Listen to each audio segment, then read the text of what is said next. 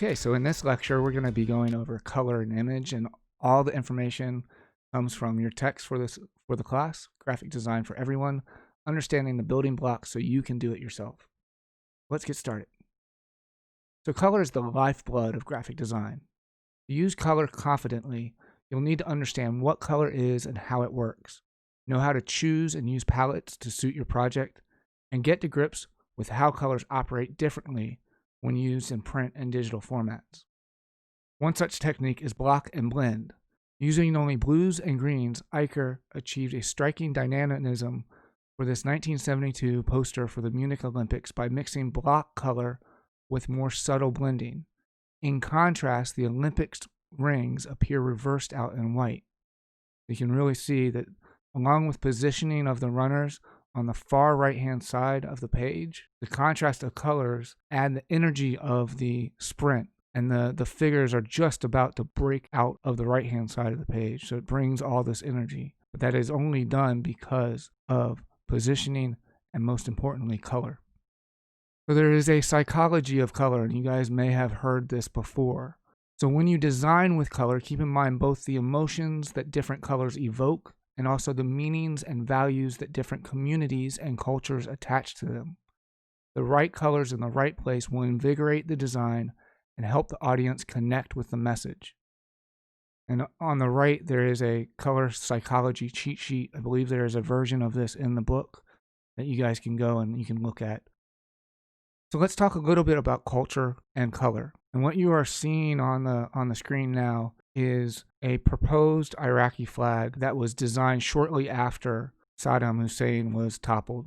And the Americans came in and they had a design contest for this new flag. And the symbolism is all there. White stands for peace. The crescent moon, which is very popular in Islamic nations. The two blue stripes standing for the Tigris and Euphrates River, and the yellow stripe standing for the birthplace of humanity. So the symbolism was there. But when the Iraqi people saw it, they instantly saw their enemy's flag, that of Israel, and the flag was rejected. They went back to the drawing board. They talked to the people. They said, what do you not like about the Iraqi flag? And you're seeing the current Iraqi flag on the right. The flag before this were the exact same colors, red, white, and black. The text in the center says, God is great. The only difference between that flag and the flag that flew in Saddam's Iraq is that the text in the center was said to be scribed in Saddam's hand. And there stood 3 stars, and that represented the party in which Saddam belonged to.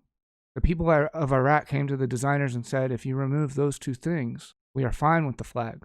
So they chose a font, and they set God is great in that Arabic typeface. And they kept the colors the same. And they presented it back to the Iraqi people, and they were happy, and they accepted it as their current flag. So it's very important to understand the culture and the people for whom you are designing. Don't make the assumption that you know about the group of people. Don't make the assumption that because you have gone through a certain thing, that you know everything that there is to know about a certain topic. You must do research into your audience. You must at times go and talk to your audience. You must find out what the audience wants, what the audience responds to. And that is ever so important with color. Because color in our culture, in the American culture, means something different in every other culture around the world. So we have 2 different types of color. We have printed color, which is CMYK Mixing, which is also known as subtractive colors. So combinations of cyan, magenta, and yellow make new colors by reducing the range of wavelengths that they reflect. The more colors in the mix, the darker the color. This subtractive method of mixing is known as CMYK, from the initials of its base colors, plus K, which stands for black. In the image on the left, you have white, which represents paper with no ink, and then the 3 pigments combined to make black. One thing to remember with printed color is that your paper defines your white point. So if you are printing on a yellow paper, it's going to change all the whites in a image to that soft yellow color. If your paper is blue, if your paper is gray, it's going to change the white point of those photographs of anything. We don't print white. When you send something off to a laser printer, there is not white toner. When you send something off to an inkjet printer, there is not white toner. We can professionally print white, a fifth color. So you would print cyan, magenta, yellow, and black, and you'd probably do 2 hits of white. So there is ways of printing white, but you're not going to do it with just CMYK printing. Next, we have digital color, or RGB mixing, and this is known as additive colors. The colors on digital screens are made by emitting and mixing different proportions of red, green, and blue light. The more colors you add, the brighter the new colors will be. A mix of all 3 colors results in white. This additive mixing model is known as RGB, from the initials of the 3 base colors, red, green, and blue.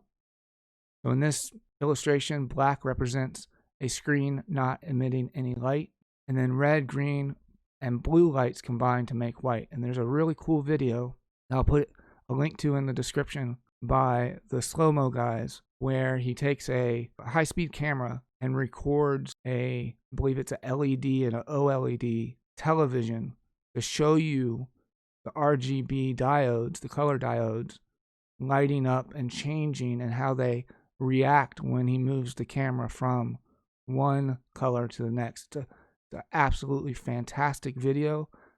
So a color never appears in isolation. Even a white background will influence how you perceive it. The cover to the left is a simple example of how color looks different depending on the hue it is adjacent to. In design, you can use the ways that colors interact to create an impact on page or screen. Light and dark. So the 1956 Polish poster advertises the Italian film Villa Borghese. Its combination of dark vertical and lighter horizontal stripes work together cleverly to suggest that the figures are walking, or perhaps hiding, among the trees. So as we go into a project, we can create our own color palette. And the color palette, which is a collection of colors used for a project or a brand, is a key component of any project's design toolkit. And you can go online and you can search for color palettes that will show you a base image like you see on the left and colors pulled from it. You can have an image in your mind that you want to use. You can find that image and you can pull that image in, and then you can go in with the eyedropper tool and select your individual colors. And that's what has been done with the image and the colors on the right. You can use playful layering. The bright typography in Massimo Vanelli's 1967 poster for design firm Knoll is made to appear transparent, creating a kaleidoscope of vivid colors and a bold, clean-cut look that is emblematic of the legendary designer's life. So images are the core components of graphic design. We've talked about color, now we're moving into images. Everyone can snap a photo, but getting the most from photography takes forward thinking. From setting up a home photo shoot to knowing how and when to buy the photos you need. Illustration can add so much to the design work. Use it to tell a compelling story, visualize complex information, or simply inject wit or warmth. So if you have an opportunity to ever take a digital photography class or even a film photography class, do so. It's an excellent way to learn and to enhance your design work. Matter of fact, the 2 classes I recommend taking is a film photography class and a digital photography class, and printmaking. So why are these important? Well, printmaking helps you understand a process. Photography allows you to go out and take your own photos. So Pop Art Pastiche, this 2009 album cover merges the hair from one photo of Madonna with her face from another. Splashes of hyper-saturated color highlighting her hair, eyes, and lips are reminiscent of Andy Warhol's celebrated silkscreen prints of Marilyn Monroe. Taking inspiration from the past and bringing it in to a design of the present. I want to say one thing that I enjoy about this piece is the background. I believe it's the song lyrics that are found on the album, but I like the fact that it creates a texture. It's not white, it's not a solid color, it's weathered in some regard, and then it's like they took this piece or this paper that they've kind of pieced together and they screen print it right on top of it. And then they brought all that in the computer. Just because we have the computer. Does not mean that you must complete your design on the computer. Now, the computer can do great things, but there is something about handcrafting a piece and then bringing it in and just touching it up in the computer. So let your design dictate your photography. When planning out your design, do quick thumbnail sketches to work out the position of various elements, rough proportions, etc. Once you have an idea for your layout, you can move on to taking or searching for an image that fits your concept and design. Cannot stress this enough. Sketching is important. It is the fastest way to get ideas from our brain onto a piece of paper, onto an iPad, or onto a digital screen. A cutout is created by removing the background of an image using Photoshop. The shape of the subject then becomes the frame of the image. Cutouts are an effective way to break up long text. They add organic shapes to the layout. This example that I believe is pulled directly from the book. So you have an image of a flower pot, or a chili pot, I think. Remove the background in Photoshop using a layer mask, and then you bring it into your layout and you have the text wrap around it. And here's an example of design that is using this principle of silhouetting, if you will, or taking the background out of an image, creating a new image in Photoshop, and then having our type wrap around the different elements. Cropping photos. Boost emotional appeal by cropping in on faces, which makes an instant emotional impact. Focus on what matters by trimming away any messy details that distract the viewer, allowing the most telling part of the image to fill the frame. Again, I was mentioning the importance of photography and taking a photography class. This is what they teach you in photography. They teach you how to frame a picture. Cropping is something that doesn't come naturally. Emotive imagery. Though Beyoncé's face isn't visible, this tightly cropped and beautifully lit shot creates a strong sense of pathos, echoed by the simple center title. It is the perfect image for an album praised for its raw, honest explorations of heartbreak, rage, betrayal, and forgiveness.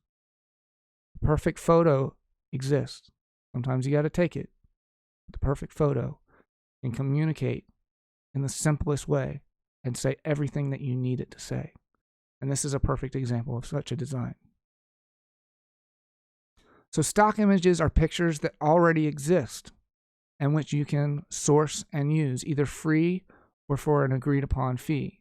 They can add impact and variety to your designs and often save you time and money too. So on the left, we have some free stock photography sites. Unsplash and Pexels.com you already know about. But there's also StockVault, Pixabay, PicJumbo, Negative Space, and many more. Paid stock photography sites, one that I find that is reasonably priced and I had a long time subscription with, is depositphotos.com. When I say reasonably priced, it's about $30 per month. Premium sites are the sites like Shutterstock, stock.adobe.com, and iStockPhoto.com. Adobe really likes to promote their stock photography and their access to it through the Creative Cloud, but it's not a free service. You are going to have to pay a premium for it. So why would we ever use illustration? So if we have the power to say whatever we want in one single photo, why in the world would we ever want to put illustration in our design? Well, sometimes illustration simply depicts a product or location, or, and this is where it's really valuable, it can be a visual expression of a more abstract concept. And because it's tailored to you, you can opt for the style that conforms with your own brand style to target a specific audience. So how do we choose an illustration style? There are almost as many kinds of illustration as there are illustrators. Here's a list of factors to consider when selecting a style. Purpose. What is your illustration for? Its purpose should have the biggest influence on the style you choose. Brand. Think about the mood, feel, and tone of voice of your brand or project. Choose a style that reflects your project's personality. Your audience. Who are you targeting? If you have researched your audience, you should have a good idea of what they enjoy and expect. And finally, the medium. Some styles are better suited to certain media than others. If your illustrations will will mostly be viewed on a mobile device, for instance, you'll need a style that is bold enough to be visible. So think about the medium or the format in which your illustrations will appear. Medium can also be taken in a different way as well, right? So do I want a digital illustration? Do I want a digital looking style? Do I want a more traditional looking style or something that is traditionally made? So on these next few slides, we're going to look at a variety of illustrations and with no explanation, just so that you can view them and see that there are different types of illustration and what they are and how they are being used. On the left, we have Jessica Hitch and her children's book. And then on the right, we have a movie poster for the movie Vice. And again, talking about the right illustrative style for the product or for the company. You have Westbrook Brewing Company that has this very old style, copper etching style. And then you have the golden soda kind of street art style. So make sure that you're choosing the correct style based on the product, as well as the message that you're trying to deliver to your audience. So let's talk a little bit about digital file types, because this is very important, and it's also a mistake that I see a lot of young designers make. The digital images can be created and saved in different digital formats depending on their purposes and the medium in which they will be used. So we have raster images and vector images. So raster images are pixel-based graphics. They're resolution dependent, and they're usually used for photos and web graphics. So we have the JPEG, and this is for web and print photos and quick previews.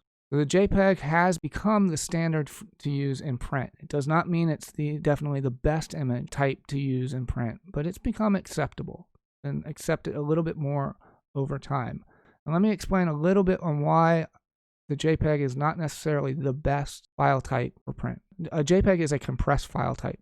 So if I go in and open up a JPEG, make changes to it, I do touch-ups and everything, and then I save it again, Photoshop is going to compress it a little bit more. You're going to start to lose more and more data.